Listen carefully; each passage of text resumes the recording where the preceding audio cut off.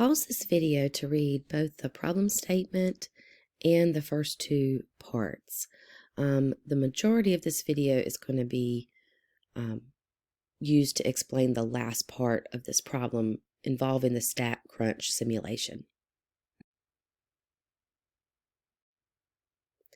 Now look at these answers for parts C and D, and notice how this is the mathematical way that we would write that hypothesis test of trying to determine if this TV personality is correct less than half of the time. If we were using a fair coin, this is what we would have to do. We would choose 681 fair coins, each coin representing a prediction, and we would record whether that TV personality is correct. That's if we flip the heads, or incorrect if we flip the tail. The problem is, of course, that's very time consuming, and that's why we're going to turn to a simulation. Also, that 681 came from this value here in the statement where the website kept track of 681 predictions. So we're treating that as a random sample. I think, yeah, it says right here, treat that as a random sample. So there are a couple of things here that we can answer about the simulation before we even get started. For instance, we know that the probability of heads is 0.5. We're going to assume the same,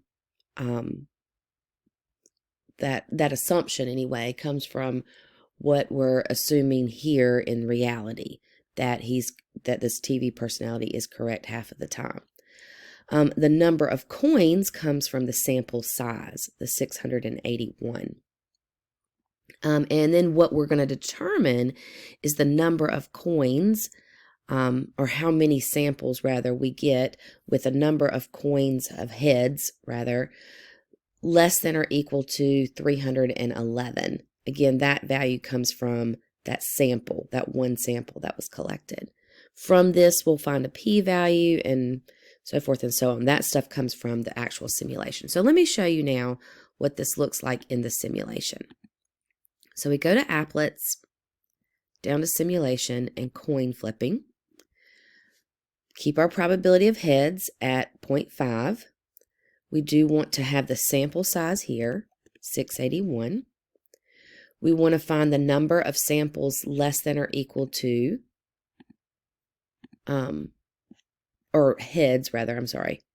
Tally of heads in the tosses less than or equal to 311.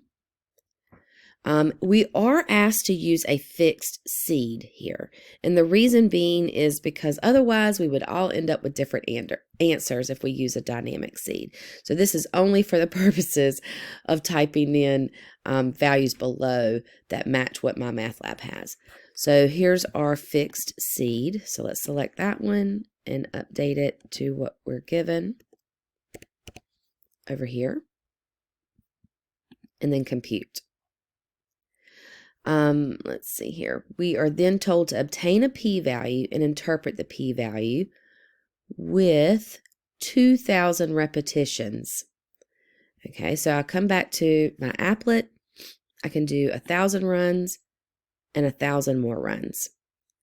So this gives us that nice visual that we can see. Here's the number of heads in those samples when it was less than, number of heads was less than 311.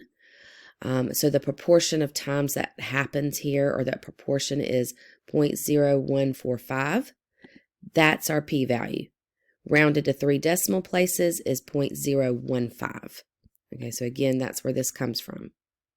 Rounded to 3 decimal places.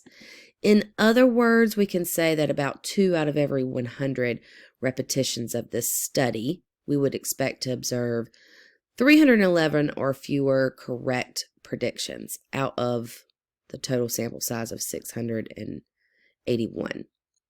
So because this p-value is so small, here we reject the null hypothesis because the p-value is less than alpha, alpha again being typically set at 0.05 as a test or a significance level. So there is significant evidence to suggest that the TV personality is correct less than half of the time. That was our alternative hypothesis.